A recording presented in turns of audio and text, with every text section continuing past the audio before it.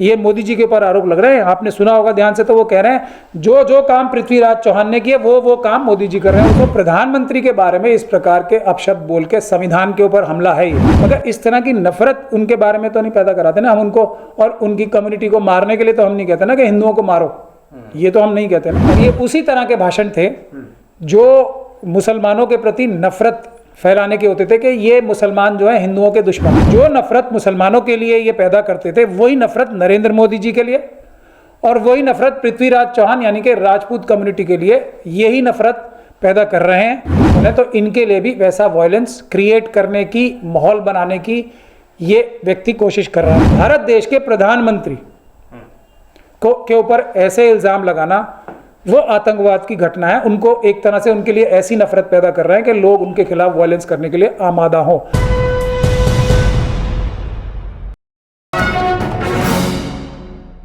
अपने बिगड़े बोल और भद्दे बयानों को लेकर हमेशा चर्चा में रहने वाले और सुर्खियों में बने रहने वाले दासना देवी मंदिर के महंत यति नरसिंहानंद सरस्वती का एक और भद्दा बयान सामने आया है। इस बयान में ना तो देश के प्रधानमंत्री नरेंद्र मोदी को छोड़ा गया, ना ही गांधी जी को छोड़ा गया, और ना ही पृथ्वीराज चौहान को छोड़ा गया। इसमें खुद को सावरकर और उसी के साथ जयचंद और साथ ही साथ नाथूराम गोडसे के साथ होने का और समर्थन करने का पूरा दावा किया गया है। हिंदुओं को खुलकर गालियां दी गई हैं, अभद्र भाषा का इस्तेमाल किया गया है, कायर बताया गया है। अब इस पूरे मामले के बाद जब सोशल मीडिया पर यह वीडियो तेजी से वायरल हुआ तो गाजियाबाद पुलिस एक्शन में आई। देर ही सही लेकिन एक्शन तो हुआ। लेकिन सिर्फ अभी एफआईआर दर्ज हुई है। 295A और 153A के तहत मुकदमा दर्ज किया गया है। क्या कुछ होता है इस पूरे मामले में, और क्या हैं ये दोनों धाराएं, कैसे इस पर कार्रवाई होगी, और कानून क्या कहता है कि अगर कोई इस तरह का बयान दे तो उसके खिलाफ कार्रवाई किस तरह से होनी चाहिए, इस पूरे मामले में बातचीत करने के लिए हमारे साथ सुप्रीम कोर्ट के वकील महमूद पराचा मौजूद हैं। पराचा साहब, सबसे पहले सवाल आपसे मेरा यह है कि जो बयान नरसिंहानंद सरस्वती ने दिया है, इस बयान को किस तरह से आप देखते हैं? आपने भी सुना होगा वो बयान सोशल मीडिया के जरिए।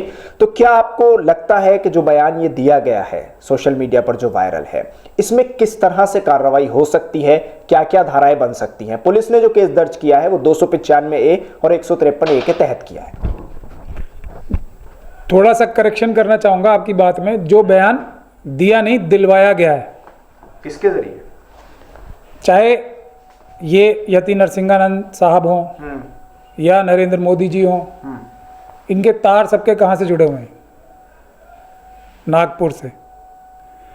नागपुर से जुड़े हुए हैं। तो ये बात नागपुर से कहलवाई गई है। अब जो इस तरह की संगठन होते हैं ना, उनके सैकड़ों, और आरएसएस के 1 लाख के करीब संगठन है, और बहुत सारे उनके इस प्रकार के प्रायोजित जो जबरदस्ती के नेता और बड़े आदमी बनाए गए हैं। ऐसे उन्होंने हजारों की संख्या में ऐसे यति नरसिंहानंद के तरीके से नेता और अभिनेता बना रखे हैं। तो मोदी जी के खिलाफ भी है ना ये तो बयान, तो वो क्यों दिलाएंगे आरएसएस वाले? मैं वही कह रहा हूं ना। अब ये मैंने एक आरोप लगाया है, बड़ा आरोप है, बिल्कुल है ना।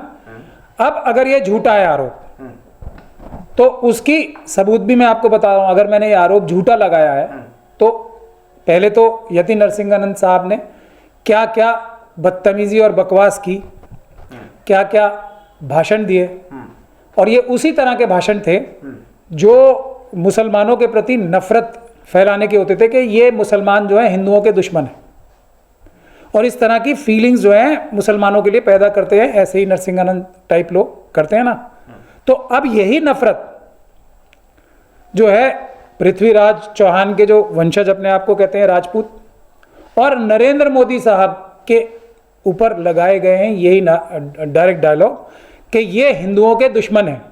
पृथ्वीराज चौहान हो गए और नरेंद्र मोदी जी हो गए। मतलब जो नफरत मुसलमानों के लिए ये पैदा करते थे वही नफरत नरेंद्र मोदी जी के लिए, और वही नफरत पृथ्वीराज चौहान यानी कि राजपूत कम्युनिटी के लिए यही नफरत पैदा कर रहे हैं कि लोग इन्हें अब सड़कों पे पकड़ के लिंच करें, इनके खिलाफ वायलेंस करें। यही मुसलमानों के साथ हो रहा है ना।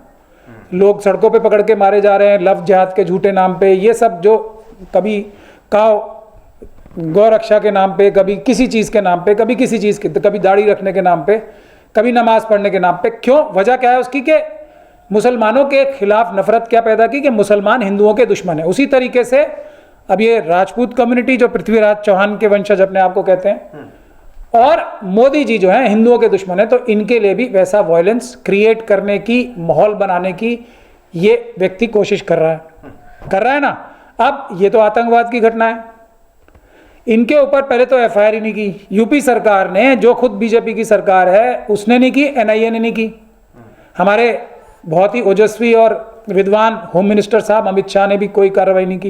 ये तो सोशल मीडिया पे उठी बात, तो उसके ऊपर एक मुंह दिखाने के लिए ऐसी एफआईआर की है। 153 किन दो धार्मिक समुदायों के बीच में ये झगड़ा करना चाहते हैं? कोई दो धार्मिक समुदाय तो है नहीं, ये भी अपने आप को हिंदू बताते हैं और नरेंद्र मोदी जी भी अपने आप को हिंदू बताते हैं और पृथ्वीराज चौहान साहब के वंशज भी उनको हिंदू बताते हैं। तो ये तो कोई दो धार्मिक उनमें लड़ाई थी नहीं, तो 153 कहाँ से बनता है? दो ग्रुप कौन से हैं? वो भी आरएसएस के आदमी हैं, यति नरसिंहानंद जी भी और मोदी जी भी हैं।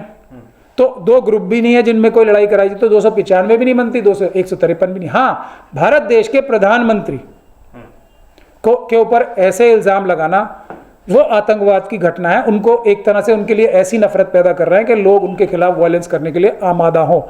अब उनके खिलाफ क्या, इसके बावजूद भी यूएपीए की धाराएं नहीं लगेंगी।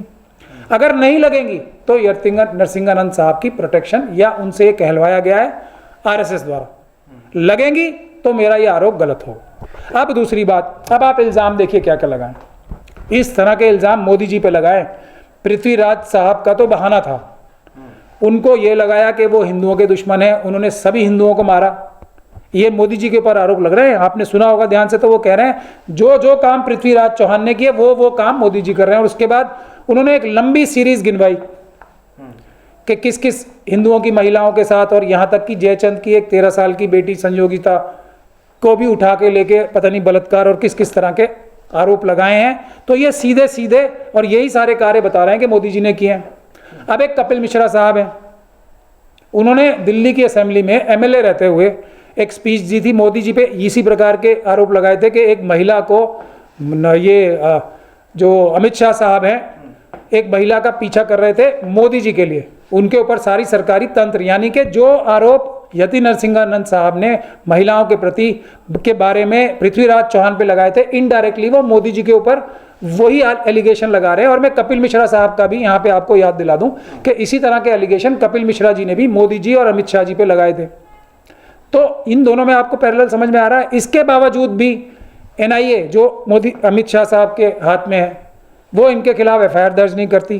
तो आप समझ सकते हैं कि ये नफरती भाषण प्रधानमंत्री और होम मिनिस्टर के खिलाफ जो दिए जा रहे हैं, अगर इन दोनों के भाषणों को मिला के देखा जाए तो ऑब्वियसली अगर आरएसएस नहीं करवा रही, और ये कोई एक फिर साजिश का हिस्सा नहीं है जिसमें ये सब मिलीजुली सरकार चल रही है, तब इनके खिलाफ एफआईआर होनी चाहिए यूएपीए की धारा। तो यानी ये समझा जाए कि पहले तो चलिए इस तरह के बयान आते थे कि भाई हिंदुओं को मुसलमानों से टकराना है, मुसलमान हिंदू आपस में लड़ेंगे, लेकिन अब ये ऐसा क्यों हो रहा है कि आपस में ही लड़ने की बात आ रही है? अब हिंदू हिंदू आपस में टकराएंगे। खुद प्रधानमंत्री नरेंद्र मोदी तो हिंदुत्व का झंडा उठा के रहते हैं, तो अब क्यों नरसिंहानंद का ये बयान है? और आप कह रहे हैं कि आरएसएस ये बयान दिलवा रही है, लेकिन दोनों ही एक ही जगह काम करते हैं, तो ऐसा क्यों हो रहा है? ये कहाँ जाके मिलेगी सियासत फिर? मैं आरएसएस को समझने का, उनकी चालों को समझने का एक्सपर्ट तो माना जाता हूं, लेकिन ये क्योंकि एक नई चाल है, इसको समझने में मुझे भी थोड़ा समय लगेगा।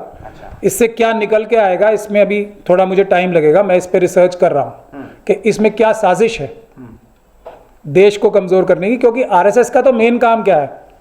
मनुवादी व्यवस्था को लागू कराना, भारत का संविधान खत्म करके। और भारत के संविधान के एक सबसे महत्वपूर्ण जो एक ऑफिस है, उसमें प्रधानमंत्री का ऑफिस है।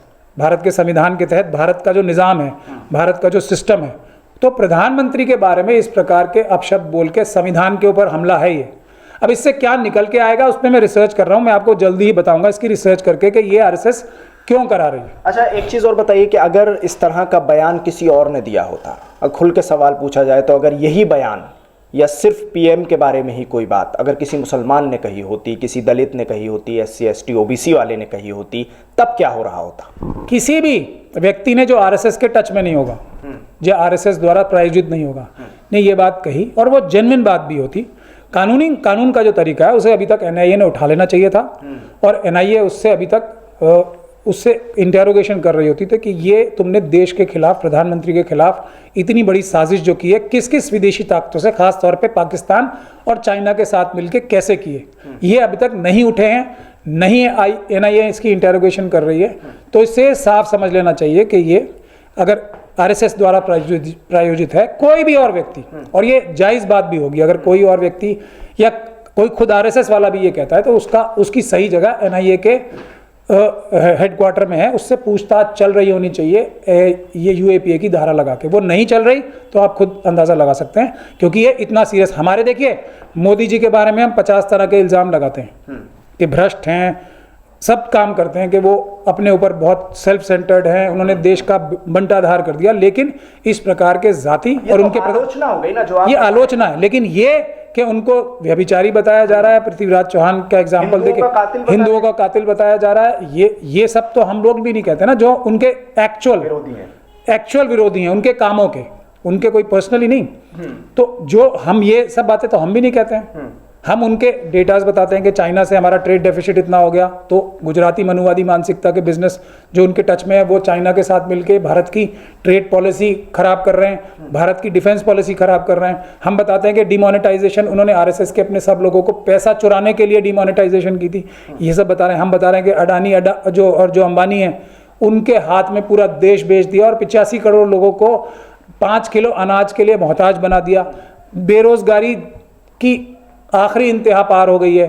किसी भी देश जिससे भी हमारा व्यापार है ना, उससे हमारा ट्रेड डेफिसिट बढ़ रहा है, चाहे वो रशिया हो, जापान हो, कोई भी देश हो, और चाइना से सबसे ज्यादा बढ़ रहा है। चाइना हमारी 1000 किलोमीटर जगह खा गया। ये सब हम उनको क्रिटिसाइज करते हैं कि वो वीक प्रधानमंत्री हैं, वो नासमझ प्रधानमंत्री हैं, उनको कोई अकल नहीं है, मगर इस तरह की नफरत उनके बारे में तो नहीं पैदा कराते ना हम उनको, और उनकी कम्युनिटी को मारने के लिए तो हम नहीं कहते ना कि हिंदुओं को मारो, ये तो हम नहीं कहते ना। तो आप हिंदुओं के लिए नफरत पैदा करें, ये तो हम बिल्कुल नहीं कहते। तो ये पूरी तरीके से RSS द्वारा प्रायोजित है। और अभी तो ये सुप्रीम कोर्ट की जो EWS की जजमेंट हुई है, उसने तो हिंदुओं की परिभाषा भी एकदम क्लियर कर दी है कि ब्राह्मण, क्षत्रिय, वैश्य ही हिंदू होते हैं, बाकी सब तो OBC भी हिंदू नहीं होते। अब ये सुप्रीम कोर्ट की जजमेंट ने और प्रधानमंत्री जी के बयान ने कि हमने हिंदुओं को रिजर्वेशन दे दिया है 10%, अब ये बात क्लियर हो चुकी है कि ब्राह्मण, क्षत्रिय, वैश्य के अलावा RSS और BJP किसी को भी हिंदू नहीं समझती। ये बताइए, गिरफ्तारी में भी काफ़ी देर लग रही है, अभी तक गिरफ्तारी भी नहीं हो पाई है, तो क्या ये माना जाए कि सब कुछ RSS के इशारे पर हो रहा है? जब तक RSS चाहेगी गिरफ्तारी नहीं होगी, जब तक इसके पीछे साजिश चाइना और पाकिस्तान से लिंक, प्रधानमंत्री जी के बारे में बोल रहे हैं, वो हमारे भी प्रधानमंत्री हैं, भले ही वो अच्छे प्रधानमंत्री नहीं है, वो हमारा देश के नागरिक होने से उनके खिलाफ एक मुखालफत है, मगर वो हमारे भी प्रधानमंत्री हैं।